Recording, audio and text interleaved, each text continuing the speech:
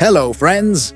Today, we dive into the life of one of history's most iconic and controversial figures, Napoleon Bonaparte, a man who rose from obscurity to become the most powerful ruler in Europe, only to fall from grace in a dramatic downfall. Was he a visionary leader who brought progress and stability, or a power-hungry conqueror who caused endless suffering? With Ridley Scott's film Napoleon set to release, let's explore the real story behind the legend. Napoleon Bonaparte was born on August 15th, 1769, on the island of Corsica, a rugged territory caught between France and Italy. At the time, Corsica was under the control of the Republic of Genoa. The Corsican people, fueled by a growing sense of nationalism, fought for independence. A young Napoleon idolized Pasquale Paoli, the leader of the Corsican independence movement, and dreamed of a free Corsica. However, in 1768, Genoa sold Corsica to France, and the French army swiftly crushed the rebellion. Napoleon's father, Carlo, initially a freedom fighter, switched allegiances to the French,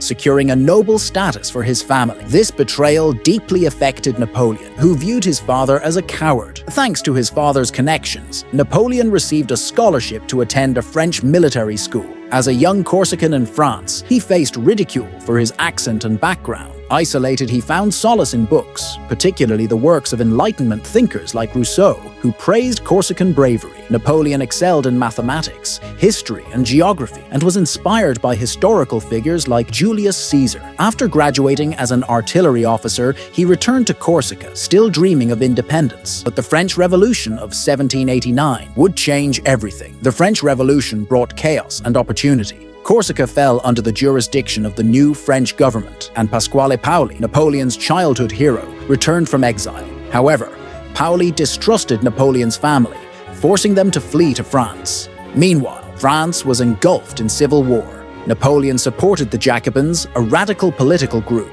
and his strategic brilliance during the siege of Toulon in 1793 earned him recognition. At just 24, he was promoted to brigadier general. But the revolution took a dark turn with the Reign of Terror, leading to the execution of thousands, including the Jacobin leader Robespierre.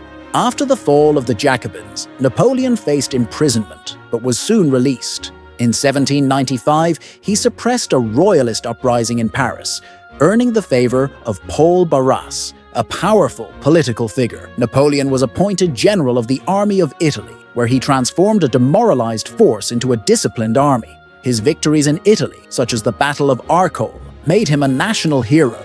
But Napoleon had bigger ambitions. In 1798, he launched a campaign to Egypt, aiming to disrupt British trade routes to India. While the campaign was militarily disastrous, it was scientifically significant, with discoveries like the Rosetta Stone. Despite his failures, Napoleon returned to France as a hero, thanks to a well-oiled propaganda machine. Newspapers, paintings, and speeches portrayed him as a larger-than-life figure. In 1799, he orchestrated a coup, overthrowing the government and establishing himself as first consul. Through fraudulent referendums, he consolidated power, eventually declaring himself emperor in 1804. Napoleon famously said, "Power is my mistress. I have worked too hard at her conquest to allow anyone to take her away from me." Napoleon's reign brought significant reforms. The Napoleonic Code established a uniform legal system, ending feudalism and promoting equality for men. He modernized France's education system,